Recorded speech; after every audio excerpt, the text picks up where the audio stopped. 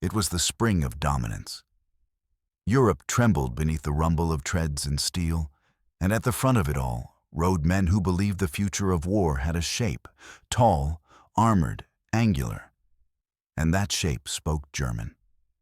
In 1940, the Wehrmacht was a force of terrifying precision. Their convoys glinted under the northern sun, a procession of power and engineering that had stunned the world. Opel Blitz trucks rolled like clockwork through Belgium and France. Panzer divisions struck with impossible speed, cutting through terrain that had once stalled entire armies.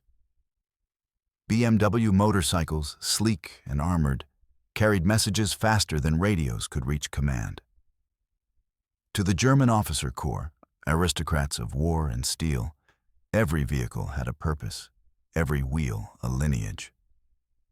And in their polished boots and long coats, they looked across the channel and sneered. Because across that sea, the Americans were preparing something laughable. The Jeep, a box on wheels, squat, no armor, no turret, no elegance, no nobility. It looked like a farmer's experiment or a child's wooden cart with delusions of grandeur.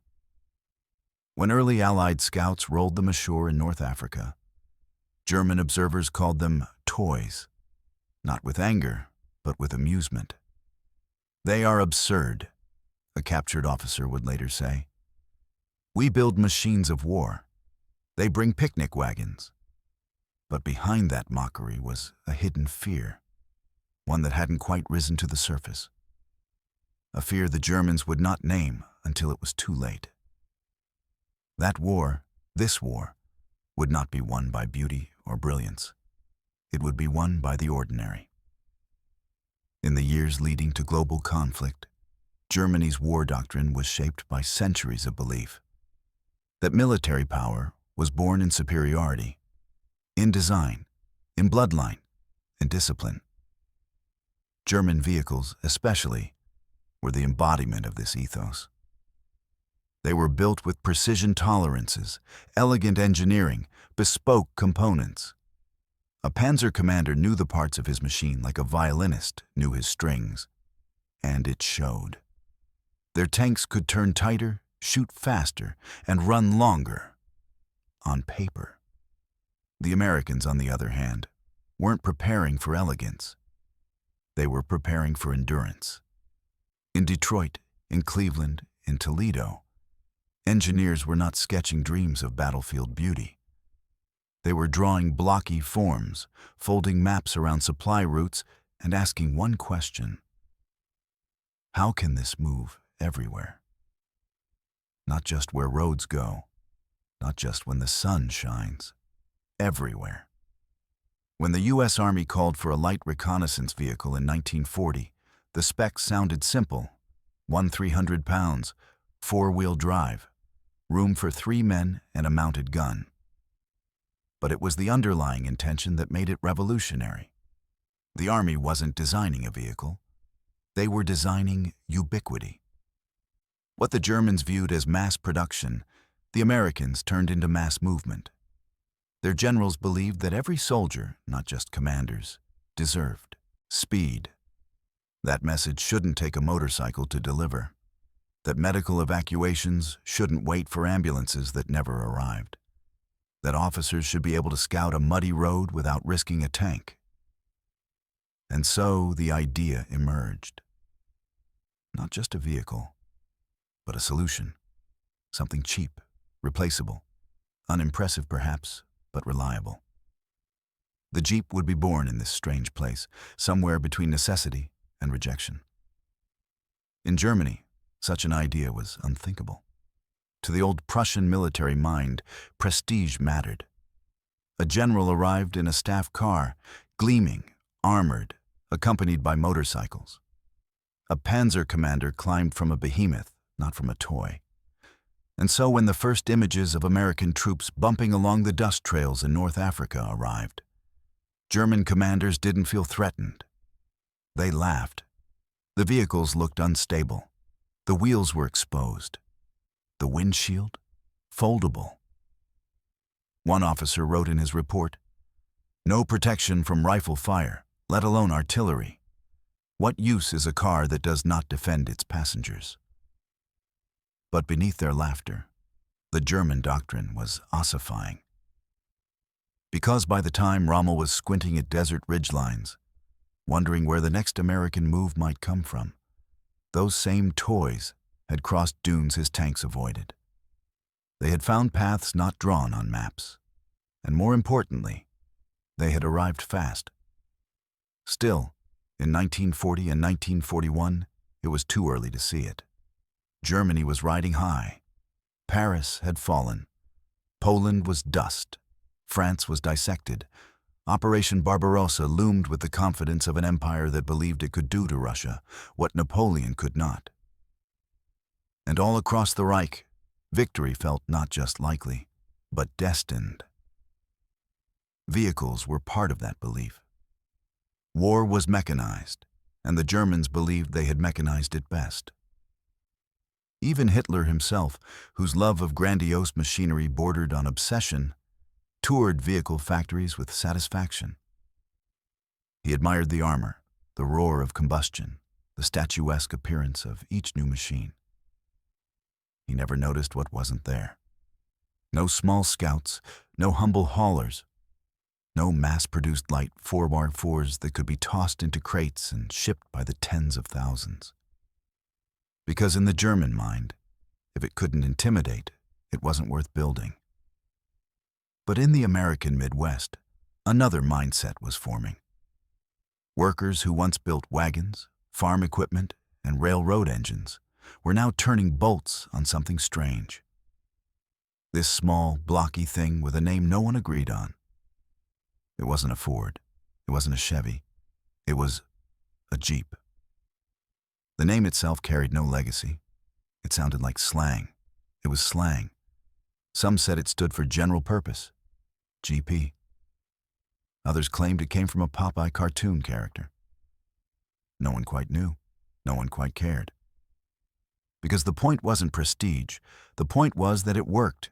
It could drive through a cornfield. It could bounce down a mountain trail. It could ford a stream.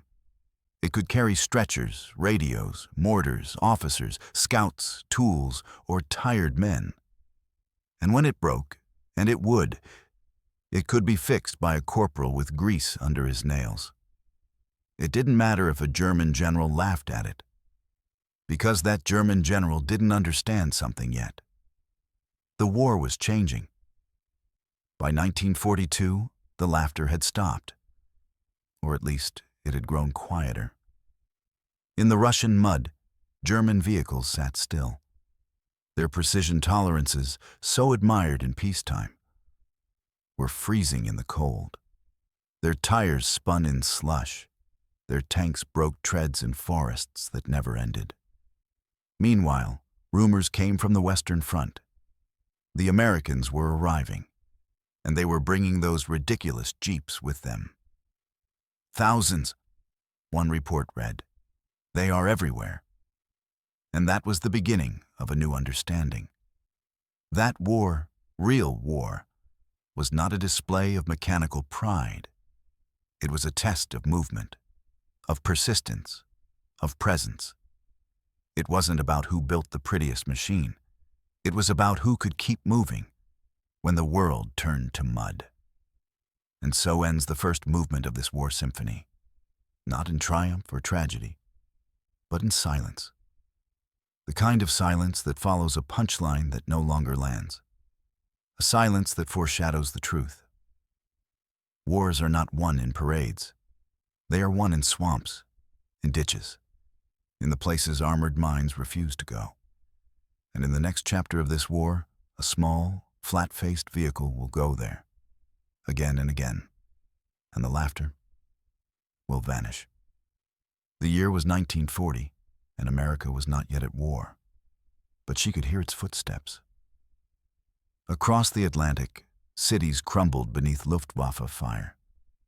In Europe, refugees moved like rivers down shattered roads. In Berlin, plans were already in motion for an invasion of the Soviet Union. And in Washington, the U.S. Army stared at a map, then stared at its garage. It didn't like what it saw. The Army had trucks, it had motorcycles, it had horses. But what it didn't have, and what it desperately needed, was a vehicle that could go anywhere, with anyone, at any time. Something small enough to hide under trees, fast enough to cross sand, strong enough to pull a machine gun, and light enough to lift by hand. It had to be all things. And it had to be ready yesterday. So the Army sent out a call, not a request, a demand, one that read like a challenge whispered through clenched teeth. Design, build, and deliver a prototype for our 4 reconnaissance vehicle in 49 days. GAP. The number was not chosen at random. 49 days was the maximum window the military believed they could spare. Beyond that, the world might tilt too far. Hitler would move east. Britain might fall. And America's ability to project force, even indirectly, would be crippled without mobility. 3 companies answered: Bantam, Ford, Willys. 3 names that would define a race, not for money, not for patents, but for the soul of American wartime industry. And at the center of it all sat a small, unknown engineer from Butler, Pennsylvania. His name was Karl Probst. He wasn't flashy, he wasn't wealthy. He worked for the American Bantam Car Company, a near-bankrupt firm barely surviving the Great Depression. But he was brilliant, and in August 1940, he was handed the Army's specs and told, "Make this real, fast." The Army specifications were grueling. 4-wheel drive, a wheelbase of 75 inches, clearance of 6.25 inches, payload of 600 pounds, top speed 50 mph, and a weight cap of 1,300 pounds. Something no car-sized vehicle had yet achieved. Probst didn't flinch. He went home, skipped dinner, and began sketching. Within days, he had a prototype design. Within weeks, parts were arriving. Bantam's tiny factory roared to life. Mechanics worked double shifts. Engineers skipped sleep. Coffee became a fuel source as critical as gasoline. And on September 21, 1940, exactly 49 days after the Army issued its challenge, Bantam rolled its first prototype out the factory door. It wasn't perfect, but it was enough. The Army was impressed, cautiously. The vehicle, dubbed the Bantam Reconnaissance Car, met most of the specs. It was nimble. It was tough. It could carry 3 men and a mounted .30 caliber gun. But Bantam was too small to scale production, barely able to deliver a few dozen per month, much less thousands. So the Army did what wartime armies must. They hedged. They sent Bantam's designs to Willys and Ford. And what followed wasn't theft. It was war. In Detroit, engineers from Willys Overland and the Ford Motor Company took the blueprints and began improving. Not out of spite, but out of belief. That they could make it better. That they must. Willys, in particular, pushed hard. Their lead engineer, Delmar Barney Roos, understood what this vehicle could mean, not just to the battlefield, but to American mobility itself. He took the Bantam chassis, reinforced it, widened the body, and dropped in a powerful Go Devil engine that produced 60 horsepower, nearly double the requirement. The result was ugly, flat-sided, harsh angles, exposed joints, no polish, no pride. But it could climb a 45-degree slope. It could crawl through brush, bounce across stones, and still start up on the first crank in 10-degree cold. It was the Willys MB, and it didn't care how it looked. It only cared about getting there. Meanwhile, Ford entered the arena with its own variation, the Ford GP. Their version was simpler, slightly underpowered, but easier to mass-produce using Ford's signature assembly line method. It too had potential. And like Willys, Ford could scale in numbers Bantam never dreamed of. So the Army made a decision as pragmatic as it was painful. It would contract all three companies. Bantam would deliver early models for testing. Ford would build fast. And Willys would provide the heart. The final model, the one that would ship by the tens of thousands to every corner of the world, would be based on the Willys MB design with some Ford standardization. By 1941, production had begun. Inside Detroit's roaring plants, the air smelled of hot oil and iron filings. Assembly lines stretched half a mile. Sparks flew like stars from welders' torches. Women in bandanas, Rosie the riveters, bolted chassis to frames, lowered engines into place, and tested wiring with fingers blackened from wire grease. Each Jeep took less than 4 hours to assemble. Wheels on, axle locked, windshield folded, rifle rack mounted, again and again. Detroit had done this before, with cars, with tractors, with locomotives. But this was something else. This was war made mobile. By the time Pearl Harbor was attacked in December 1941, America was producing more than 600 Jeeps a day. By the end of the war, that number would reach nearly 650,000. Each one identical, each one replaceable, each one ready. This was America's answer, not in speeches, not in ceremonies, but in steel. When the first shipments left the docks in spring 1942, they weren't greeted with applause. They were packed in wooden crates. Some were partially disassembled to save space. Others were winched onto Liberty ships bound for North Africa and England. Soldiers unboxed them like strange gifts. Many laughed. They'd expected tanks, trucks, armor. Instead, they got this. But the laughter faded the first time it climbed a hill no truck could reach. The first time it crossed a trench. The first time it pulled a wounded man off the field when the ambulance couldn't get through. General Eisenhower would later say, America's war machine rested on 4 tools: the Dakota, the bazooka, the atomic bomb, and the Jeep.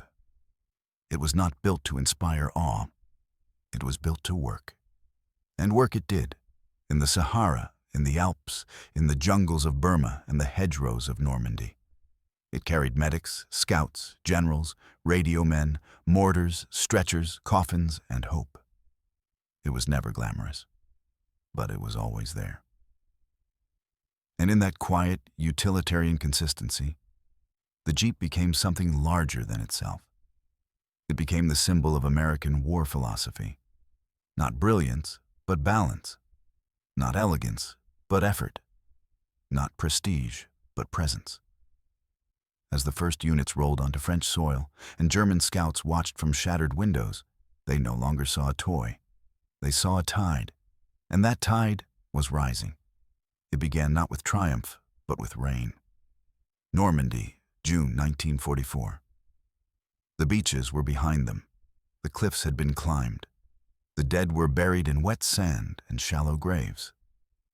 And now, inland, the real war began.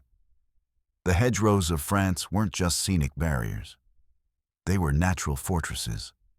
Walls of green earth that swallowed tanks whole, hid machine gun nests, and choked off momentum like a noose.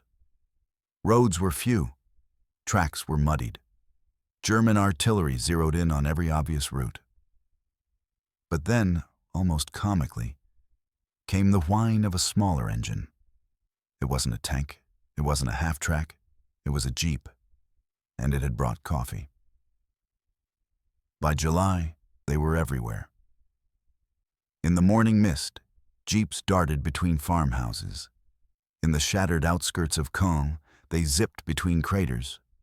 They carried messages faster than radio, officers faster than horses, and wounded faster than hope. They bypassed blockages, skipped detours, and always seemed to arrive when nothing else could. At first, it felt like improvisation, but it was more than that.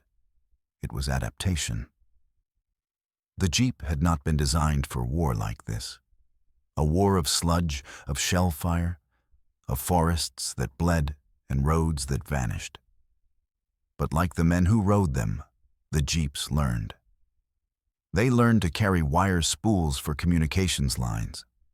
They learned to mount stretchers, tied across the hood with rope and bandages.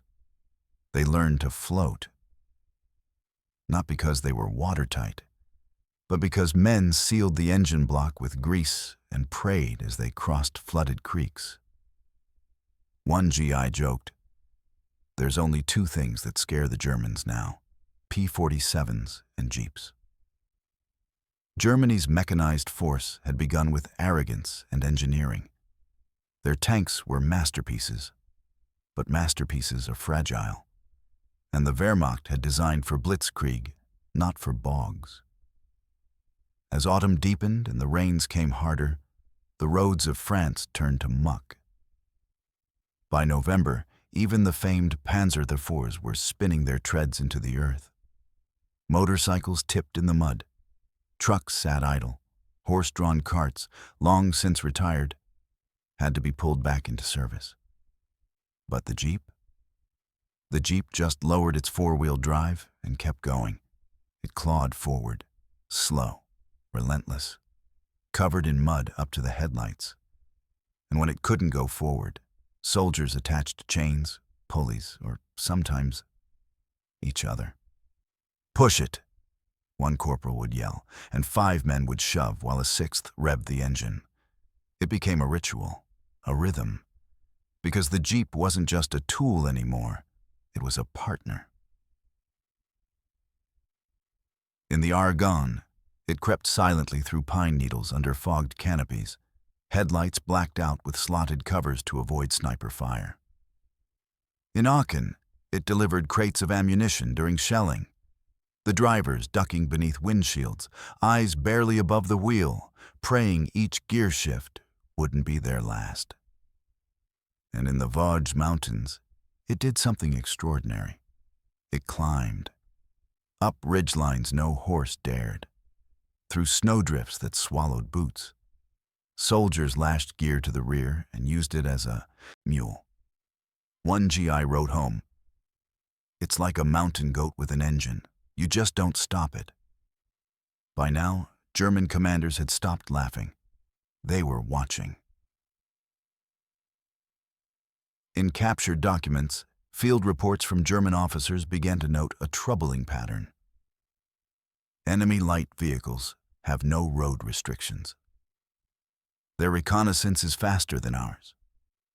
Their commanders move fluidly in terrain considered impassable. They did not mention the Jeep by name, but they were talking about it, because it was everywhere, always. Like late 1944. The war was turning. Hitler was desperate. The Eastern Front was collapsing. The Allies had reached the Siegfried Line. But the skies, the beautiful, dominating Allied skies, had begun to darken with winter. Then, the snow fell. The Battle of the Bulge. December 16th, 1944. The Ardennes. The Germans launched a surprise counteroffensive, crashing through the dense forests of Belgium and Luxembourg under cover of blizzard and silence. The front bent. Communications broke. Fog grounded planes. Artillery thundered in the distance, but no one knew from where. The American lines were scattered, and that's when the Jeeps moved. And they didn't wait for orders. There wasn't time. There were no maps, no clear roads. Only forest trails, frozen rivers, and snow-drowned valleys. But that's where the Jeeps lived. They carried medics to foxholes, hauled bazookas to crossroads, dragged artillery shells to positions that shouldn't have existed. One unit, under constant fire, lost their supply truck. A Jeep pulled the entire howitzer the last mile, with chains wrapped tight and 3 soldiers hanging off the rear axle for traction. Another Jeep, bullet holes across the windshield, was turned into a makeshift ambulance. A soldier, barely conscious, lay across the hood, his blood steaming against the metal as the driver gunned the engine over an icy hill. At Bastogne, where the 101st Airborne was surrounded, freezing and nearly out of ammunition, jeeps broke through the ring. They were the lifeline, the artery, the only heartbeat that could be heard through the howling white silence. German officers saw it all, and they understood something they hadn't before. The jeep was not a single vehicle. It was a system, a bloodstream. One historian would later write, "It wasn't just a car, it was an ecosystem. Wherever it went, the war followed." Because behind each jeep came another, and another, and another. Like ants, like rivers. Unstoppable not because they were strong, but because they were there. In the frozen woods, the jeep became warmth. In the shattered towns, it became memory.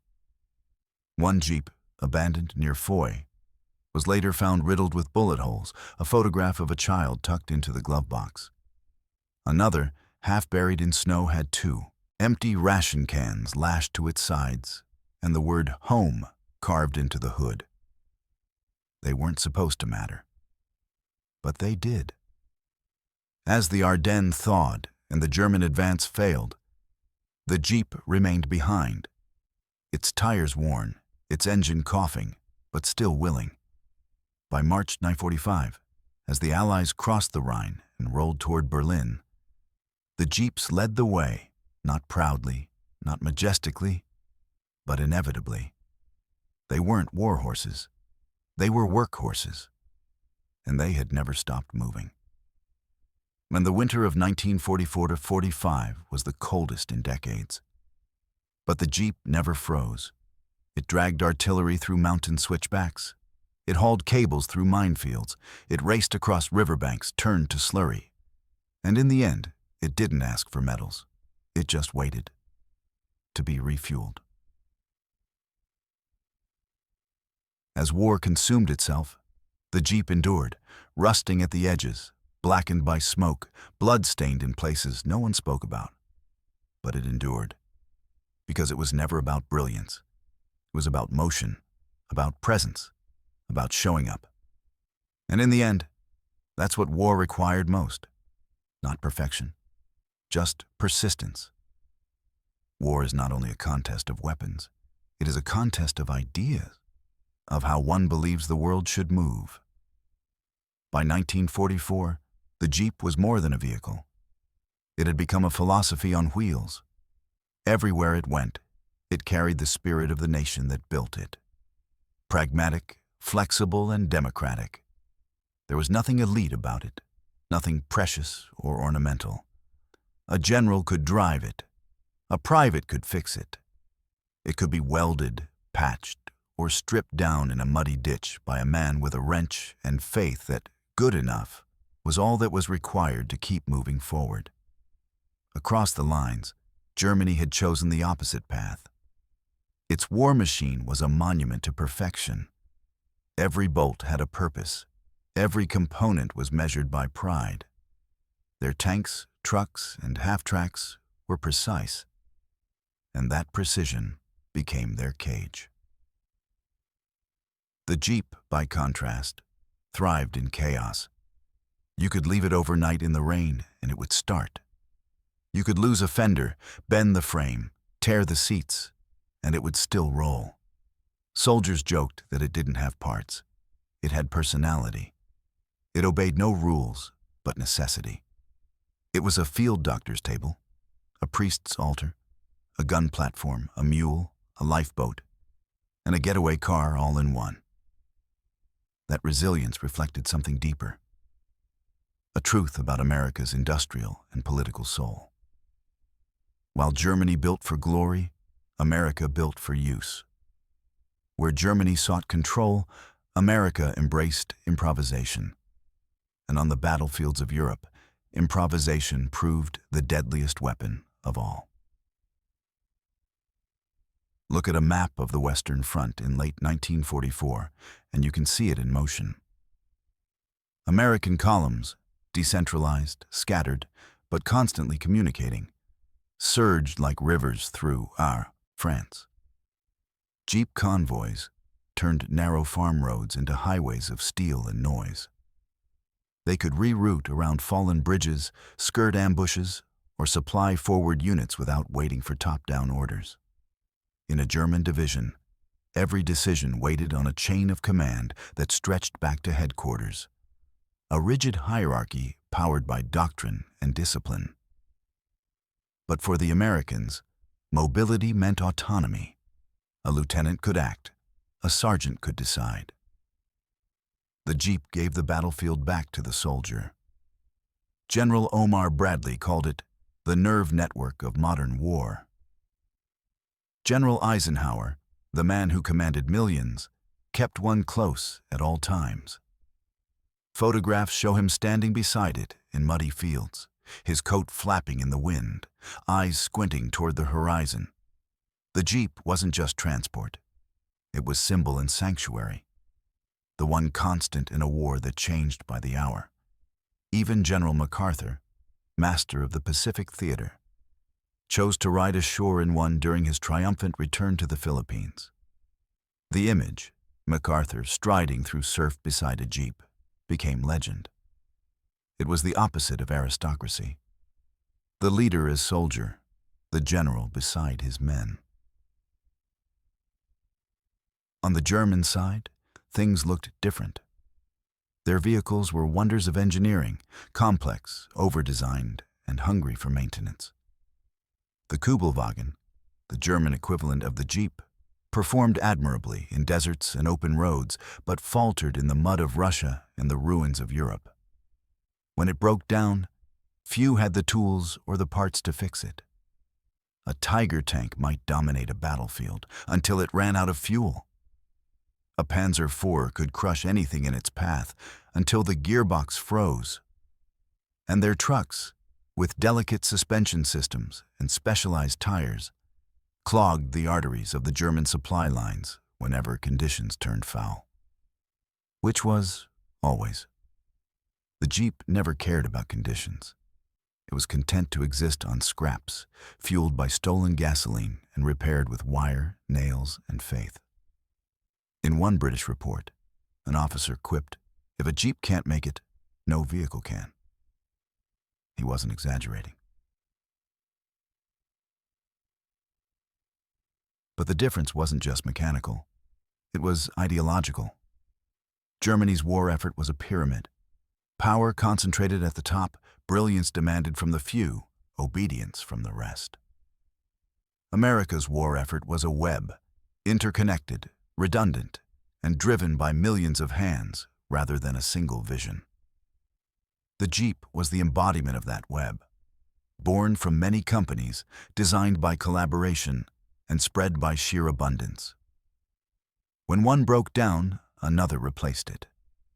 When one was destroyed, 3 more rolled off the line the next day. Factories didn't need genius. They needed repetition. And repetition built an empire of motion. By 1945, America had produced over 500,000 Jeeps, enough to supply every front, every unit, every advance. German generals, captured later, would speak of it with disbelief. They had thousands of them, one said quietly in a POW interview. We had none. His voice carried more than envy. It carried recognition. The Jeep was proof that Germany had misunderstood the nature of modern war. For centuries, armies believed victory belonged to the best, the strongest, the most advanced, the most disciplined. But the 20th century rewrote that law. Victory now belonged to the system that could sustain. A tank could win a battle. A philosophy could win a war. And the Jeep, absurdly small, endlessly replaceable, mechanically simple, was that philosophy made metal. It decentralized power. It democratized mobility. It allowed the humble to act with the freedom once reserved for kings and generals. In a sense, it was the American Revolution, on 4 wheels. Everywhere it went, it left symbols behind. In Italy, it ferried priests to bless dying men in the mud of Monte Cassino. In France, it carried photographers who captured the liberation of Paris, their cameras bouncing as crowds climbed onto the hood to wave flags. In Belgium, it dragged ammunition carts through fog and brought letters from home to men who hadn't seen daylight in weeks. No vehicle in history had ever meant so much to so many, for something so simple. Because that's what the Jeep was. The simplest expression of a complex civilization. Freedom through function. It didn't need to command respect. It earned it. As German morale crumbled, their ideology crumbled with it. Factories bombed, oil reserves burned, convoys shattered. By 1945, the once proud Wehrmacht, the invincible machine of Europe, was starving for fuel, scavenging for spare parts, stealing bicycles just to move between villages. The symbol of German modernity had turned medieval. Meanwhile, American jeeps roared across every front, unbothered. Through towns still smoking from retreating fires, through roads packed with refugees, through snow and rubble. They carried the weary, the wounded, the hopeful, and sometimes the defeated. Because by then, the Jeep carried something larger than men. It carried momentum. It carried inevitability. When the war ended, it would be remembered in official reports, in factory ledgers, in production tallies. But among those who saw it firsthand, German or American, officer or private, there was a quiet respect that transcended sides. Even enemy engineers studied captured jeeps with awe. How could something so basic do so much? How could a toy humble an empire? The answer was simple, but it was not mechanical. The Jeep wasn't designed to be perfect. It was designed to endure imperfection, to accept it, to adapt, to persist. And that, ultimately, was the lesson of the war itself. When the guns fell silent and the flags changed, one truth remained. Germany built machines to project power. America built machines to share it.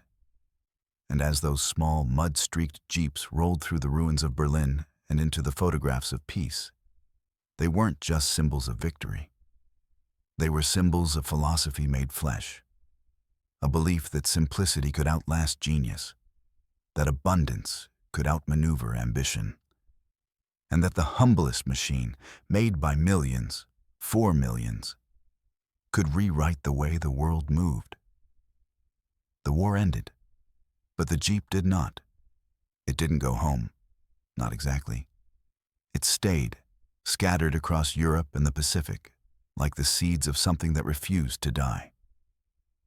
In fields once soaked with blood, they rusted beside cratered roads. In villages once occupied, they sat beneath tarps or apple trees, wheels deflated, windshields folded. And yet, when someone turned the key, they still started. The Jeep had done more than survive the war. It had become part of the landscape that emerged after it, not as a relic, but as a reminder. In France, children climbed onto their hoods to play. In Belgium, farmers hitched them to carts, pulled stumps, and plowed frozen earth with machines that once ran ammunition to the front. In the Philippines, resistance fighters kept them running well into the 1950s, welding new body panels by hand, stitching seats from canvas, coaxing the same old engines to sputter back to life. Some were painted again, not olive drab, but the bright reds and blues of civilian dreams. Others were buried in barns, forgotten until decades later, when someone lifting a tarp would find it. A chassis covered in dust, like an old friend asleep beneath time. But back home, something else was happening. The Jeep returned, yes, but not as it was. It evolved. Willys Overland knew what they had. They removed the gun rack, cleaned the edges, and gave it a new name. CJ, the civilian Jeep. It was boxy, plain, utterly utilitarian, and people loved it. The post-war farmer needed something that could haul feed, tools, and broken fence posts. The returning soldier wanted something that reminded him of emotion, of purpose, of getting out. The Jeep was that memory, cast in steel. It didn't promise comfort, it promised freedom. And freedom, in 1946, was the most valuable thing on earth. In marketing photos, smiling men drove Jeeps up logging trails. Women in gingham shirts rode shotgun through spring meadows. A new American myth was being written, not just about the war, but about what came after. Wherever the Jeep went, it carried the story of what had been survived. It wasn't nostalgia, it was continuity. A belief that what had endured could endure again. Veterans kept them close, not because they were proud of the war, but because the Jeep had seen it. It had been there in the worst moments. When the tank got stuck and the air support was late. When the radio tower was shelled and the column needed orders. When the shelling wouldn't stop and someone had to get the wounded out. The Jeep had gone. Again, and again, and again. They remembered the sound of the engine idling in snow, the feel of the gear shift rattling in their palm, the clank of a shovel bouncing in the back, the sting of mud in their eyes as they drove blind through darkness. And they remembered that it never complained. It just worked. In letters and memoirs, the stories reappear like echoes. One infantryman recalled how his Jeep saved his life in Italy, not by outrunning danger, but by stalling long enough for a sniper's bullet to miss. Another remembered holding his best friend in the back seat as they raced toward a field hospital, a white flag tied to the antenna with shaking hands. And another remembered a night in the Ardennes, lost, freezing, cut off. When everything else had broken, the Jeep kept running. Headlights off, compass useless, only the warmth of the engine and the road unfolding like faith in the dark. The war ended, but some fights didn't, and the Jeep followed. It climbed the hills of Korea. It rattled across Vietnam. It trained in Panama. It drilled in the deserts of Arizona, Utah, Kuwait. For decades, new generations sat behind the same wheel. Older designs, modern parts, but the soul remained. Square, simple, brutal, American. Back in Europe, some Jeeps stayed in museums, but many lived in garages and sheds, tended like animals with sentimental value. In Normandy, an old Frenchman still drives his father's Jeep every Sunday. In the Netherlands, Jeep clubs restore wartime chassis and drive them to Allied cemeteries, flags flying, engines rumbling like memory itself. In the Philippines, surplus Jeeps evolved into jeepneys, gaudy, glorious creatures painted with saints and fire, transforming transport into folklore. No vehicle has ever adapted so well, because no vehicle ever belonged to so many. And in America, it transformed into something bigger. SUVs, off-road culture, Wrangler, Rubicon, Cherokee, Gladiator, all different names, all modern shapes, but all descended from that same heartbeat. 4 wheels, one idea, anywhere, always. The legacy wasn't just steel, it was philosophy.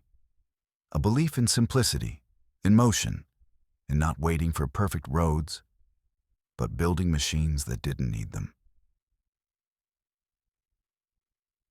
Some say the Jeep isn't beautiful, and maybe they're right. It was never graceful like a Spitfire or grand like a Sherman. It had no turret, no wings, no cinematic silhouette. But beauty is not always shape. Sometimes beauty is endurance. Sometimes it's the stubborn hum of an engine in snow. Sometimes it's the rusting chassis by an orchard, a vine curling through the wheel well, a bird nesting in the glove box, a bullet hole still visible in the frame. And someone walking past says softly, "That one made it."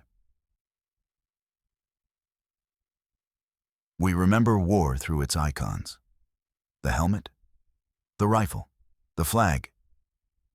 But we often forget the motion that carried them all forward.